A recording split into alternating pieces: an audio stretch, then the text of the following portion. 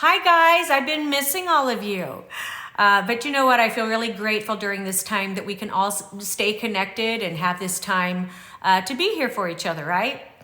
I just wanted to share with you a couple things that I've been doing while I've been, isolated in my home here in Utah.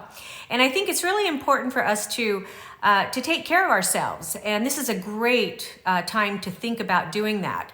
I know that I've definitely been taking a few extra naps and it feels really good. But I've also been more in the kitchen. Who'd have thought, right? I've been cooking and baking. And I just wanted to share a couple fun little tips with you, kind of my go-tos lately. When you feel like snacking, and I know we all do right now, have you ever tried freezing your fruit? I take grapes and berries and they're so good. It's like having sorbet without all that extra sugar and calories. And I love putting them in my Nutrisystem shakes too. Also, I've really been enjoying a warm Nutrisystem cookie at night, especially if you heat them up in the microwave for 7 seconds. Do that, it works, it's yummy. Trust me, I think you'll all love it. And I hope you're staying safe and at home. And just know that I'm thinking about all of you and I send my best and my love. Be safe.